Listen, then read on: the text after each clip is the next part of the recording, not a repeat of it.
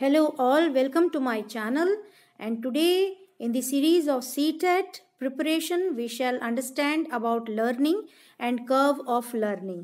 यानी कि आज हम बात करेंगे अधिगम की और सीखने का वक्र। आपके चाहे वो पेपर 1 हो या पेपर 2 हो, CTET टेट के उसमें जो पहला आता है वो है CDP यानी कि चाइल्ड डेवलपमेंट पेडागोजी। उसमें लर्निंग एक टॉपिक है। लर्निंग से रिलेटेड मेरे कुछ वीडियोस ऑलरेडी अपलोडेड हैं, मैं आपको प्लेलिस्ट की लिंक भेज दूंगी। आज हम लोग बात करेंगे कि लर्निंग क्या होती है। लर्नर्स जैसे ही हम इस धरती पर आते हैं, the day we take birth और we come in the womb of a mother, उस दिन से हमारी लर्निंग स्टार्ट हो जाती है। It is a progression, it is a progressive process. ये आगे बढ़ने वाली प्रक्रिया है, बट आगे किस स्पीड से बढ़ती है, कितनी बढ़ती है, घटती है, इस सब को अगर हम जानेंगे तो इसको हम कहते हैं सीखने का वक्र यानी कि कर्व ऑफ लर्निंग। तो आज हम बात करेंगे कि कर्व ऑफ लर्निंग होता क्या है, कैसे ये जो लर्निंग होती है, जो अधिगम होता है, वो आगे बढ़ता है।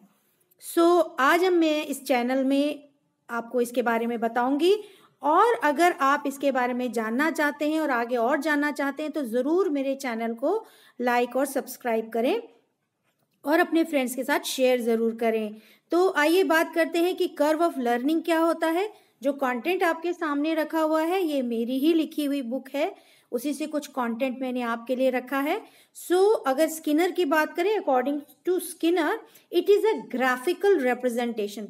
ये ग्राफ जो होता है उसमें दिखाया जाता है, जिसमें हम एक्स एक्सिस और वाई एक्सिस की लाइन बनाते हैं, और जो एक्स एक्सिस होता है वो हमारी प्रयास होते हैं कि कितने हमने ट्रायल्स किए, और जो वाई एक्सिस होता है वो हमें बताता है कि हमारा सीखने का परसेंटेज कितना होता है। तो जब हम इसको सांकेतिक रूप से दिखाते हैं, सिंबॉलिक रूप में हम प्रेजेंट करते हैं अपनी लर्निंग को, then it is known as the curve of learning.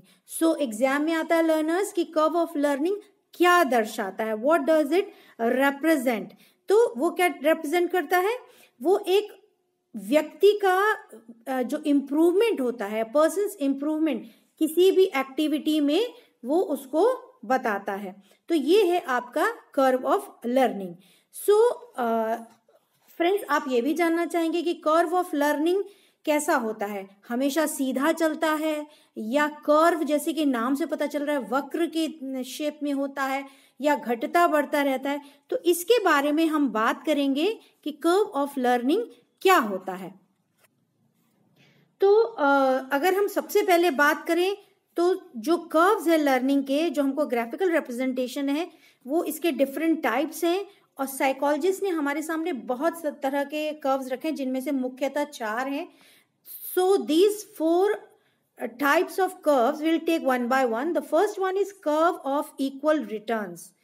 Curve of equal returns जैसे बता रहा है कि समान निष्पादन। यहाँ पर आप देख रहे होंगे लर्नर्स, ये है आपका ट्रायल, ठीक है, और जैसे कि आप देख रहे होंगे कि सीखने का परसेंटेज कैसा है।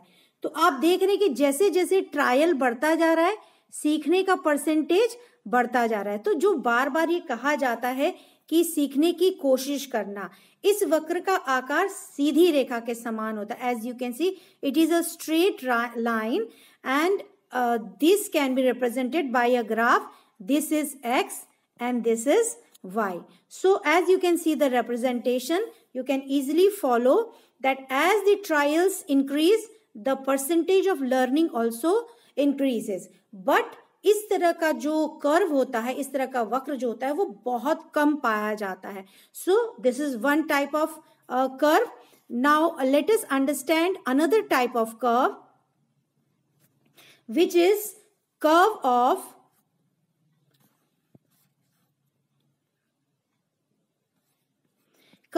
Increasing returns.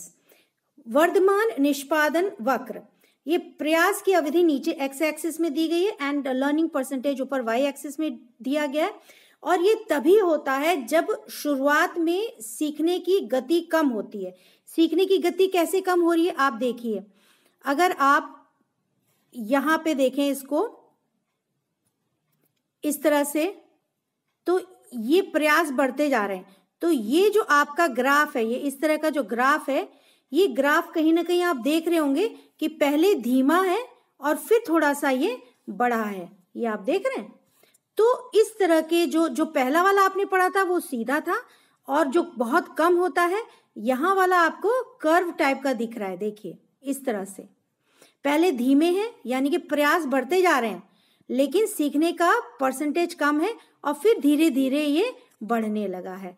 तो इस तरह के प्रयास को पॉजिटिव एक्सेलरेशन कर्व कहते हैं, यानी कि सीखने की गति या लर्निंग स्पीड जो है वो it is slow in the initial time during the initial trials, but धीरे धीरे slowly and slowly steadily it starts to increase.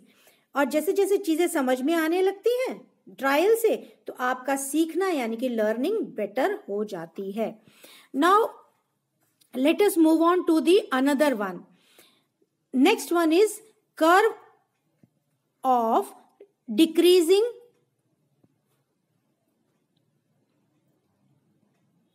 Returns.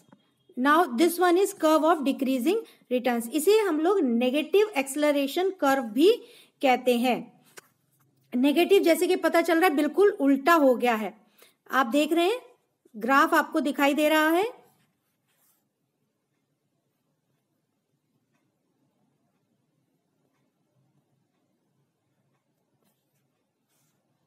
अब आप देख सकते हैं, मैं आपको दिखाती हूं कि यहां पर आप देखिए किस तरह का आपका ग्राफ बना हुआ है, जैसे कि आप देख पा रहे हैं। ये अभी थोड़ा सा प्रॉब्लम कर रहा है।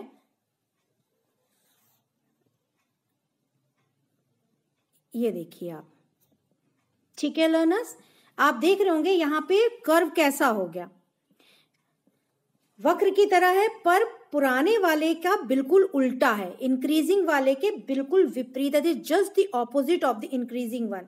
यहाँ पे क्या हो रहा है कि शुरू में जब ट्रायल चल रहा है तो आप देख रहे होंगे सीखने का परसेंटेज बहुत तेजी से बढ़ रहा है।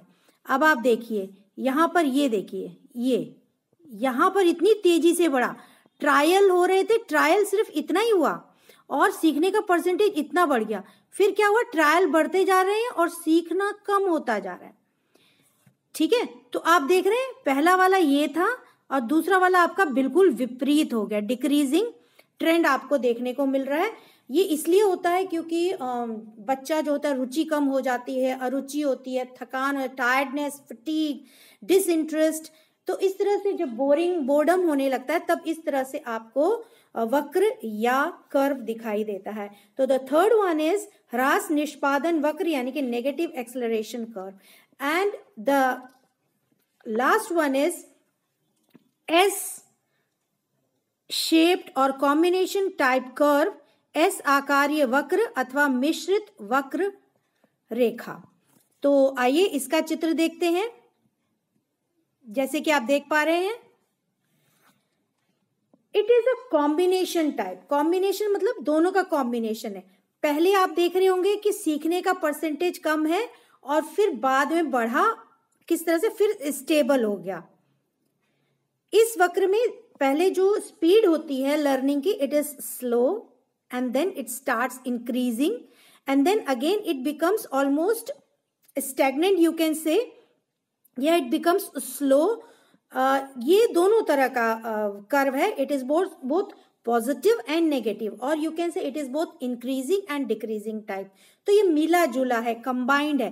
कैसा है, मिला जुला, इस तरह का हो गया, ऐसे और फिर ऐसे। अब ऐसे में क्या हो रहा है कि आप देख रहे हैं कि जब ये एस बन रहा है तो ट्रायल ज्यादा है लेकिन परसेंटेज कम है, फिर बढ़ने लगा, फिर ये स्टैग्नेंट होने लगा। तो इस तरह से आपको ये देखने को मिलता है, प्रयास की अवधि के हिसाब से ऊपर नीचे हो रहा है। और इस तरह का जो कर्व है वो कई बार देखने को मिलता है हम लोग को लर्निंग के दौरान। और आज आपको जो मैंने different types of curve of learning बताए, और फ्रेंड्स इसी तरह से लर्निंग कर्व बनता है।